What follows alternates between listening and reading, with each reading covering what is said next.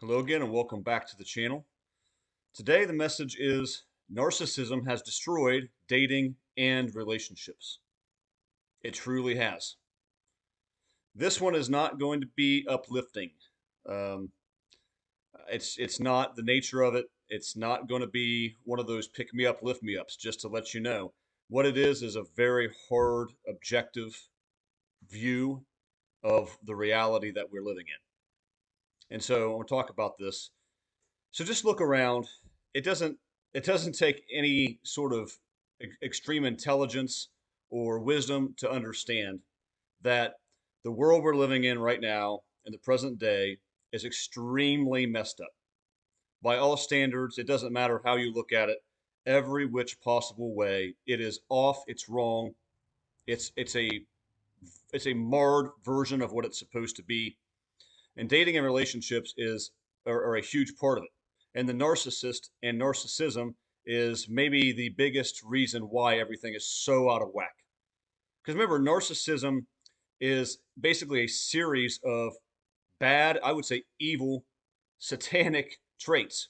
Narcissism is basically the worst of fallen, unrepentant, unrenewed, untransformed, stagnant, carnal man and woman nature. That's what narcissism is. So when people say everyone has some narcissism in them, they sort of mean, well, everybody has these carnal, evil, fallen traits. And one of the very purposes of coming to know Christ is that you are a new creation and you're transformed by the renewing of your mind and you don't have these anymore, or at least you're moving in the direction where you are getting rid of them. The narcissist is all the way down here where they have all the evil, toxic traits of the devil and fallen humanity at the same time, cultivating all the evil practices. And they have wrecked the dating world. Let's go through a list of ways they've done this. Number one, pretty much everything anymore, most relationships, most start online.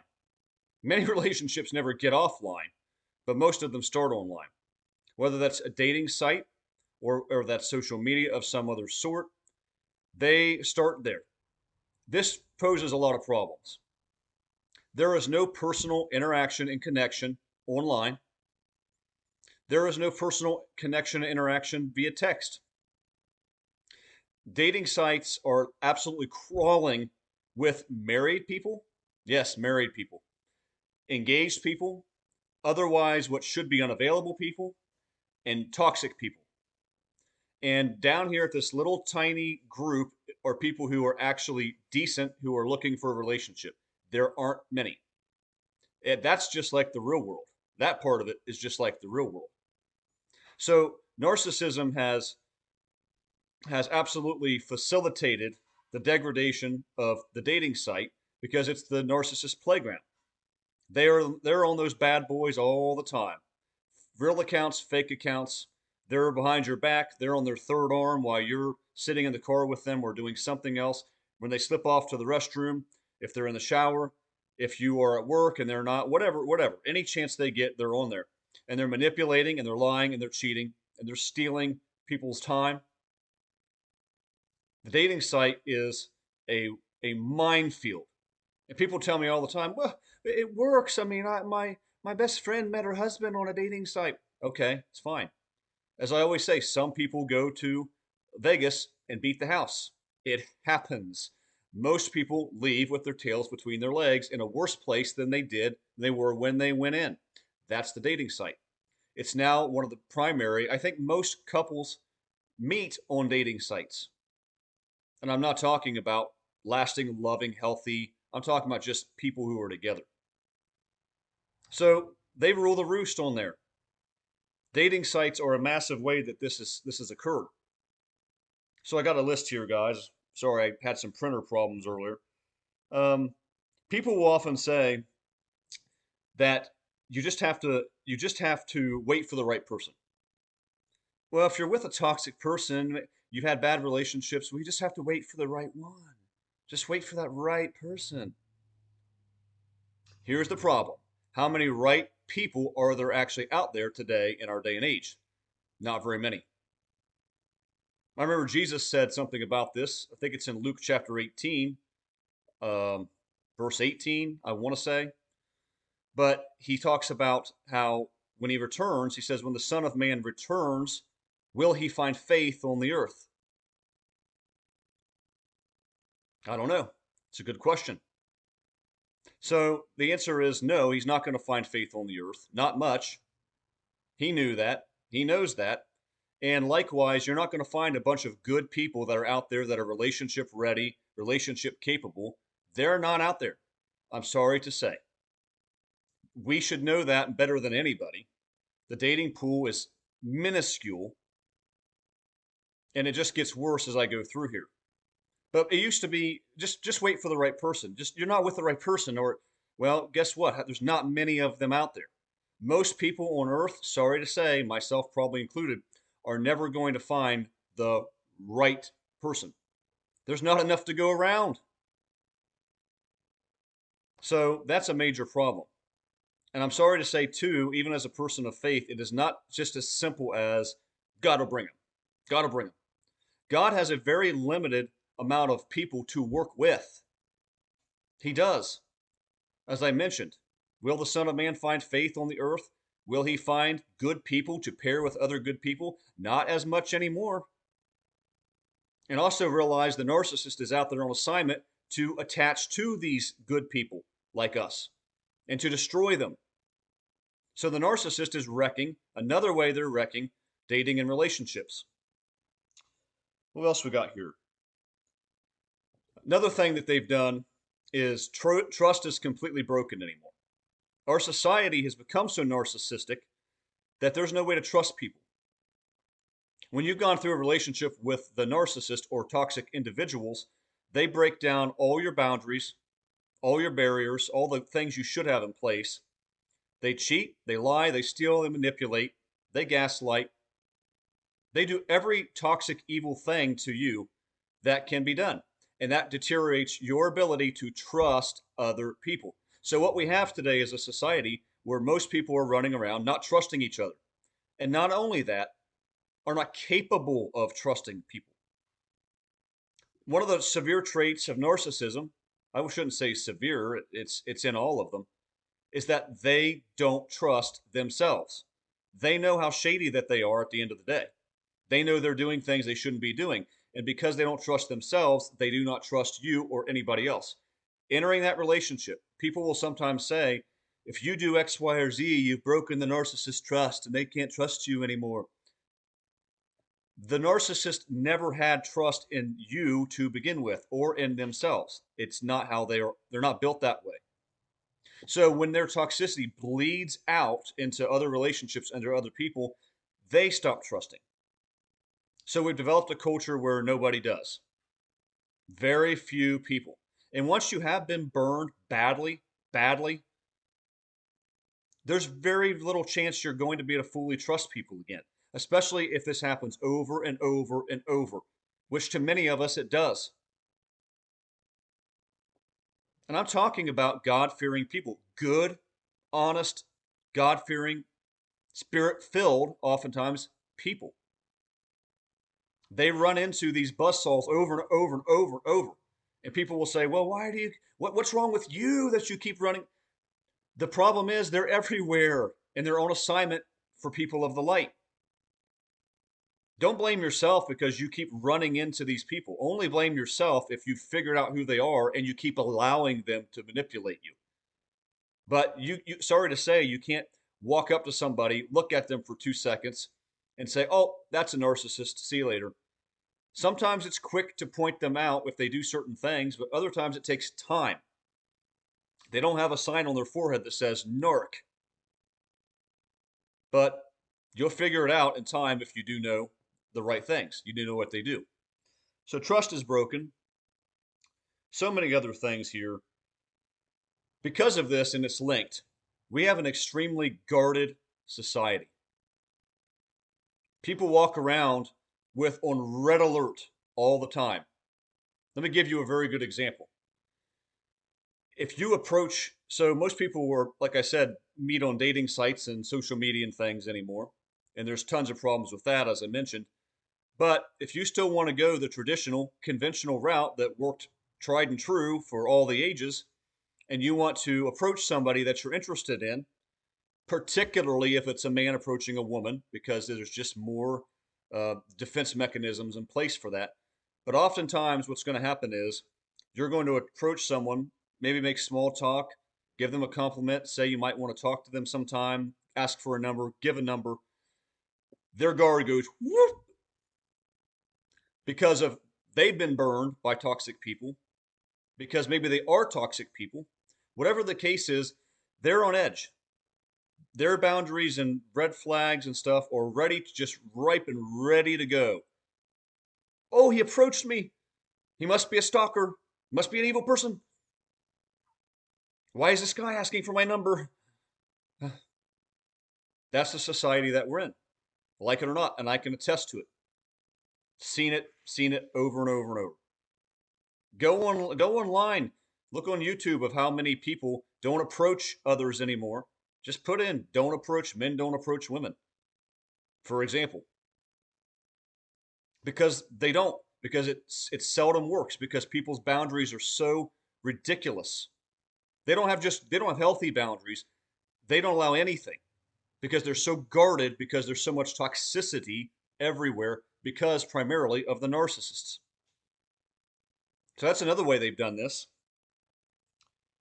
Um, oh, everything and everyone anymore is also disposable. We have a society that views people and views relationships and organizations and events as disposable. No one is worth a loving, lasting, all in kind of relationship. Boy, if that's not narcissistic, I don't know what else is. You have to scatter your eggs in all the baskets. You can't go all in on anyone. You can't trust anyone. You better have backups in place. You better cover yourself. You got to cover yourself. You can't assume that she's only got one person. You can't assume he's only got one person. And that's true, because we're in the age of the backups. We're in the age of the cheaters, the triangulators, and these are narcissistic slash evil traits. So you start to look at this, the degradation of everything, how you meet people, how people respond when you meet them, how relationships begin, how difficult it is to get started, how disposable it is, how many people are juggling all kinds of other people. They're not all in. It's a firestorm of things. You're walking through a minefield. In order to find someone I shouldn't say that, it's not what I meant, worth doing a relationship with, you have to swim basically through a sea of sharks in the hopes that you might find a marlin. Because most of those sharks are the narcissist, and they're everywhere, and they've polluted the entire ocean at this point. Yeah, they're just wrecking things. What else we got? Oh, an insatiable society. How's that one? The narcissists at their core are insatiable. There's nothing that ever can or will satisfy them. No one person is enough. No situation is enough.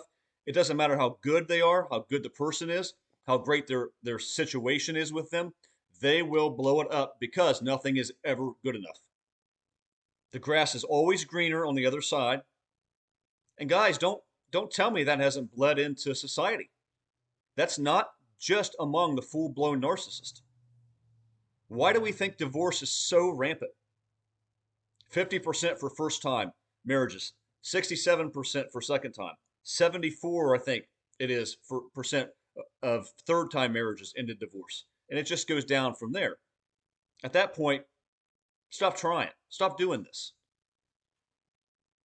It's that high, and it's incredible. Why do you think it is that way?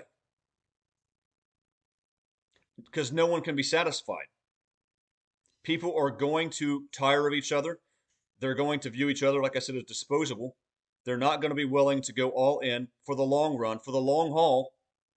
And on top of that, we've told people, that our culture has told people, that relationships are just supposed to be so much work. It's supposed to be so hard. You want to sustain a marriage? Oh, good luck. It's so hard. It's so cumbersome. That's what our society has told people. And most of us have bought it. And so when we do, though, start to enter relationships, we have this pie in the sky view at first, but then we also have this view that, well, you know what? They're telling me that relationships are just so darn hard. Hey, they're right. Wave the red flag. Wave the white flag. I'm done. I'm out. It got hard. It got hard. I'm out.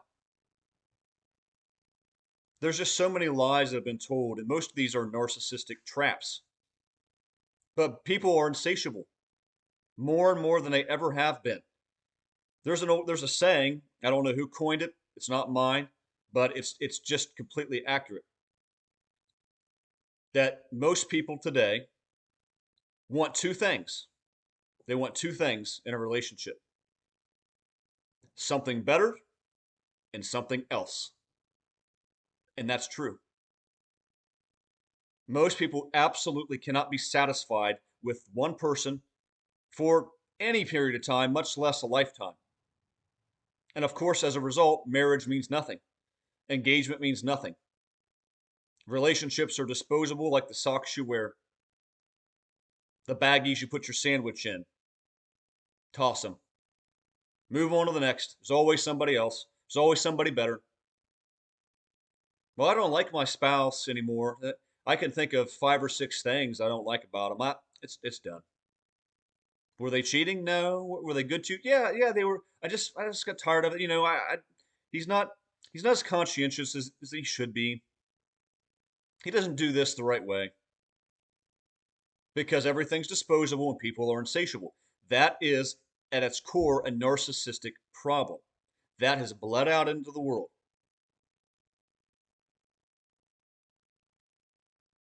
Guys, I don't know what to tell you. This is really bad. Every angle that I look at it, I listen to all sorts of different views on this. I have a lot of life experience on this. I have a lot of things that I've experienced through other people, talked to many people. I'm an observer of relationships and the practices that people have within them and the view that people have. And I'm keenly aware of the war between the sexes that exists today. Satan's done a bang up job with that. And I'm going to tell you that it is way more of a mess than most anybody could even begin to understand. I wish and pray to God it wasn't like this, but it is. So the narcissist and narcissism has destroyed dating and relationships. And the question is, how do we get it back? How do we change it? How do we fix this thing? How are we going to restore it to what it's supposed to be? We're not. We're not. It's not going to happen. Satan has a stranglehold over this world. He is the God of this age. It is one of those things. All of this is building towards a climax, which is the end of the age, which I think I would never try to put a date or anything, but I think that we're spiraling very quickly toward that time. Go read Second Timothy 3:1-5, the description of what people will be like at the end. It nails narcissism to a T, but it also describes everything you see in the world. And it says that's an end time feature. People will be like this in those verses, and it nails it out of the park. Loveless and cold, and lovers of money, and despisers of the good, and all of it. So there's no putting this back in the can. There's no fixing this. It is too far gone. I'm sorry to say. And my advice to you is the same thing that I've had to come to understand. If you are if you are fixated on having a relationship and you just got to find the right person, and it's been tough and it's been a grind and it's so hard and you've gone through many bad experiences, but you still have this idea that there's just that right person out there that you'll someday meet as the years go by. Again, I'm not trying to depress you because I'm being honest. Because if we accept reality, it's much easier to understand how we should function. It's much easier to cope with when you just come to terms with it. If you're waiting on that in this day and age, the way things are today, you're wasting your time. Some people find it. Sometimes they do. It is rare and rare every day. It's not for everybody anymore. No matter what your value is, high or low, it's not for everyone anymore to find a good, loving, kind, reciprocal marriage type of relationship. It's not the world we live in anymore. I'm not telling you or anybody or myself to close yourself off completely from the possibility or to say that God can't bring someone into your life. What I'm saying is the pool of individuals out there that you can have that kind of relationship with is so small that in a sense even God is capped with it because he doesn't have a lot of people to work with. And he's not going to force people to be something they're not. So my advice is don't worry about it. Move on with your life. Serve God. Do your ministry. Be a good parent if you have kids. Focus on all the spiritual things there are in life. Scripture reading, prayer, your church functions, ministry responsibilities, reaching the lost, bolstering your own relationship with God as much as possible, being transformed, becoming as much like Christ as you possibly can, knowing God as well as any human can know God. Focus on those things. Could a relationship happen? It could happen. But you better not bank on it. And don't think that God owes it to you. And don't think that it's just gonna happen. It's just guaranteed to happen at some point. It's not. I'm sorry to say it's not. And that's for anyone. There are a lot of people watching this right now, and who I've talked with that are later in life, we'll say. And it's not happened. Guys, I don't know what to tell you other than this is the state of the last days. This is what it's like to live. Dating in the last days, dating in the days of Noah, as Jesus talked about, Matthew 24. Not dating, but the days of Noah. Good luck. Narcissism is a plague, an epidemic on this planet. It has destroyed things. It's destroyed dating and relationships for the most part, outside of the rare few, very fortunate, very blessed couples who somehow, some way found another person like themselves. That happens less and less and less and less all the time. If you have someone like that in your life, I can't begin to tell you how appreciative you ought to be. Beyond belief. But guys, it's rare. It's just rare. Will the Son of Man find faith when he returns? We live in that kind of world, but somehow we expect that it's just in the cards for everybody to find an amazing person to share their lives with. I wish it was. I wish it were like that. So, guys, understand that narcissism, if nothing else, this should prove to you narcissism is a toxic, vile, disgusting thing. And it's all the worst of carnality and evil traits that exist in fallen, corrupted humanity. It's the devil's stuff. It's the devil's mixture of nastiness in people manifesting itself. And the world is kind of overflowing with it at this point. So, guys, this is a big vent session for me, but I hope it does something for you. It speaks to somebody out there about what to expect, how it really is. And can I just tell you this before I get off here? Get off the dating sites. You are 10 times more likely to find a married or engaged or otherwise unavailable person or a toxic person than you are to find a decent. It's just, you're playing with fire. You might beat the house, but chances are Vegas is going to hand it to you. So just be aware this is how the world is today. Make the best of it. Like I said, focus on your spiritual life, focus on advancing your life and those around you, helping others, preparing yourself for the return of Christ, being one of those people that Jesus finds who do have faith when he returns. But understand, there are few. Many are called, few are chosen. It's not a whole bunch of people out there. And no one's guaranteed or promised that they're going to find that person. Thanks to the narcissist, thanks to Satan and his minions. So, all right, guys, thanks for listening to this session. I hope you get something out of it. I will come at you with another one, probably a brighter note. This is not it's not a bright one, but it's reality. And I'll come at you with another one here later this week. Until then, God bless.